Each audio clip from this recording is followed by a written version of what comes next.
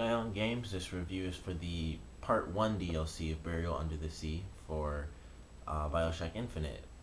This DLC was definitely exciting for me because, of course, like for most people, the biggest thing about it is you go back to Rapture, which is, of course, the main setting for both Bioshock 1 and 2. And in this, instead of playing as the character from Bioshock 1 or 2, you play as the Bioshock Infinite character, Booker DeWitt. So initially, when this came out, I thought just it's an alternate universe, and of course there will be spoilers for this review and or for this DLC and for the game. So if you haven't beat either, then don't watch this. But with the ending to Bioshock Infinite, you find out that there are multiple universes and stuff. There's always constants.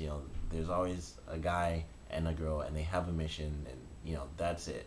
There's always a setting, a guy, and a girl, and some drive to complete this mission for some random goal.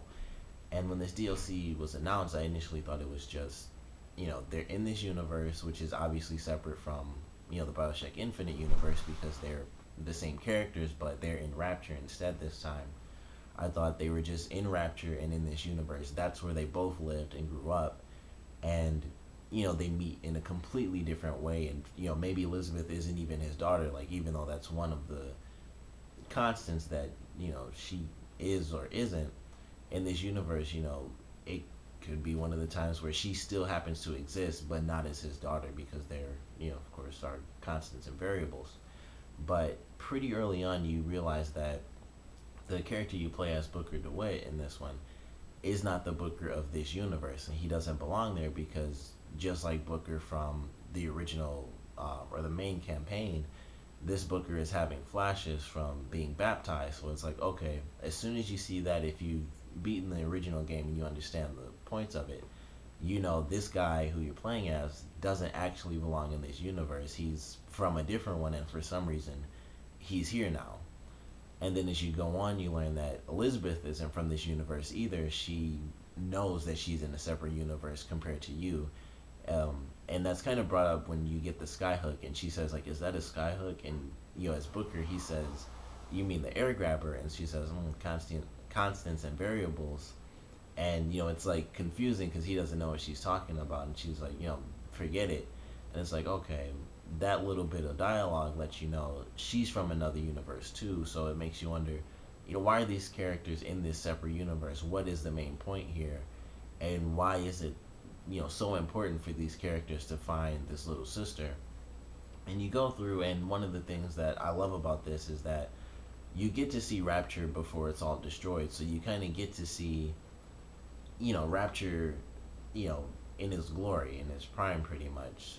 And then you get, the crappy Rapture that you're used to from the original two games. And I always wanted that from the first Bioshock. Like, even though it would have been very time consuming for them and it probably wouldn't be any point to it, I always wanted a mode where you could just walk around all of Rapture and see everything in its beautiful settings, because with it taking place, I believe, in the 40s, everyone would be dressed up in suits just like they are in this, and so you'd go to the casinos and go to bars and things like that, and everyone would just be talking. And I always wanted to see that in Rapture, even though it wouldn't be much as far as gameplay goes in the original Bioshock games. But we finally get that, and that's one of the greatest things to me is the first section of this DLC is you really just walking around and you see Rapture, and of course a ton of these people know Booker and stuff. But you go around and you get to see Rapture in its glory, and you see everyone dressed up nice, and you see people using plasmids who aren't splicers. They're just going around because that's their job. Like the bartender, I actually thought he was really cool. That was just like one of the little things I enjoyed. And he had the teleporting plasmid from the original two games. And so he's teleporting around helping people, like lighting cigarettes and pouring drinks and stuff.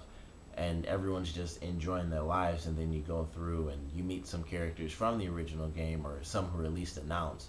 So that was also a really cool thing. And you go through, you get plasmids and stuff. It's plasmids and Zeebs and instead of salts and vigors, which of course is akin to the original two games, which is really cool. And also they brought back the weapon wheel, which was a really nice addition, but it kind of sucks when you go back to playing Infinite, because then it goes back to, oh, I can only use two guns, because after I played the Burial Under the Sea DLC, I went to like the Clash in the Clouds one, and I was like, oh yeah, I can't use this weapon wheel in Bioshock Infinite. You can only pick up two weapons at a time, but aside from the fact that it sucks going back to the new system, it was still a cool thing to have the weapon wheel back. And I feel like they had a lot more elemental stuff, like when you had to get the ice power to freeze and make bridges and things like that. They had a lot more of that in this game than they do, or in this DLC than they do in the actual Infinite game. Like, um, people getting electrocuted because they're in the water, or you using the ice power to freeze the water up, which at one point can actually help you get to another plasma, which is the Bucking Bronco one. And I really enjoyed doing all that over again because you don't really get that a lot, in Bioshock Infinite. And they have that a lot because in Rapture, when things are destroyed, there's water leaking in everywhere, so there are tons of puddles all over the place, and you can electrocute people, or you can freeze the water and freeze the people. So there are a lot of elemental effects that they have in this world that aren't exactly in Colombia because you're just in the sky, and there are really only like a couple of portions in that whole game where there's even water for you to use.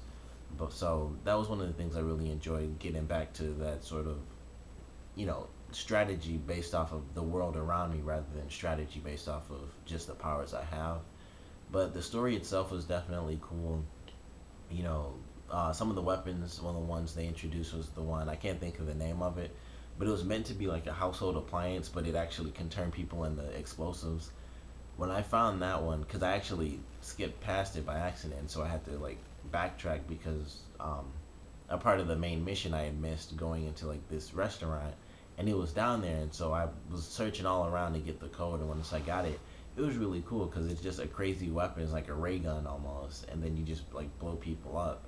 But it was a great DLC. I really loved it, and then the ending was really great, and I loved how this Booker, they give us basically it's a whole different Booker and Elizabeth, and in this version, Booker was Comstock, and he kind of went back to being Booker. So he was initially Booker, and then he became Comstock, and he went through some of the events that happened in Bioshock Infinite where he was trying to basically kidnap his own daughter from who he was before, but from an alternate universe.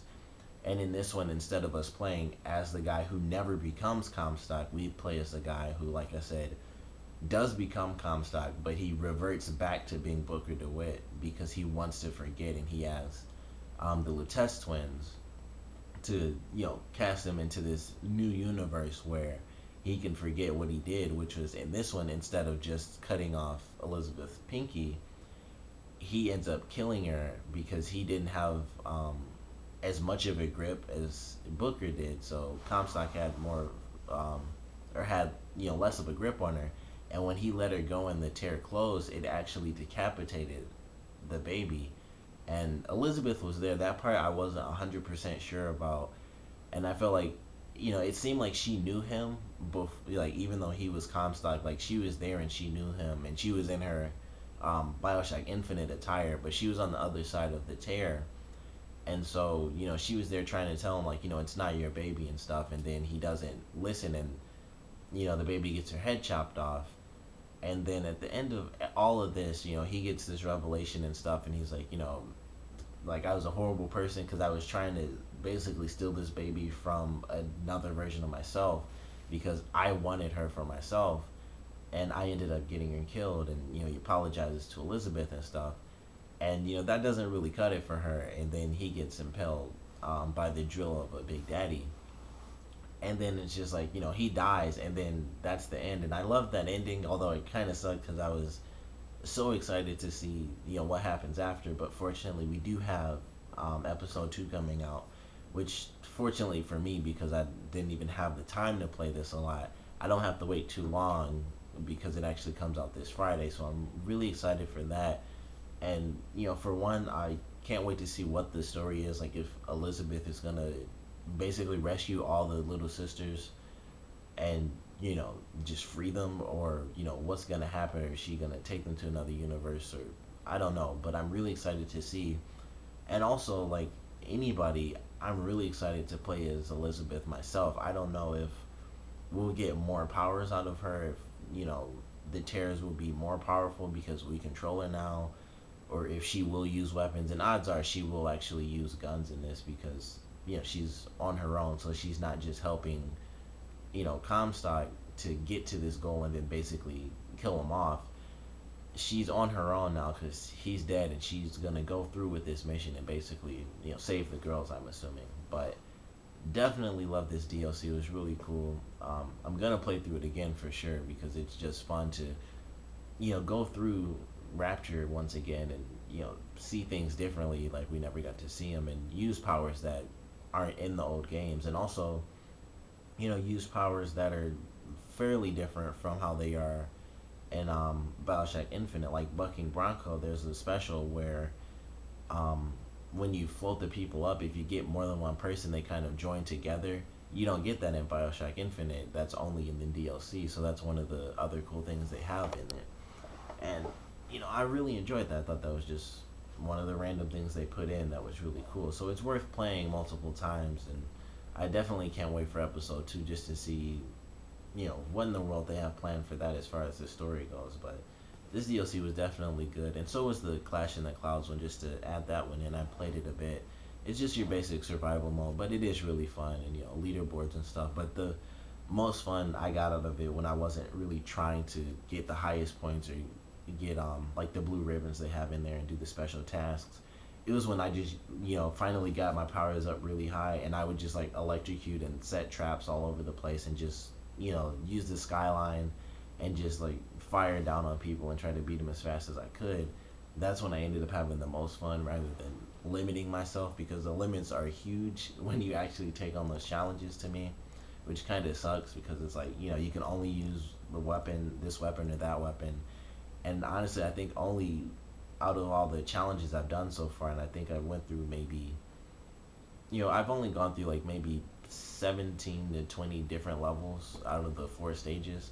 But I feel like out of all of those, only 2 or 3 really focused on using the vigors, and it was kind of like, I don't want to do this. It seems pointless to play this game just using weapons, and it's like, only use melee attacks or only use the skyline and attack people.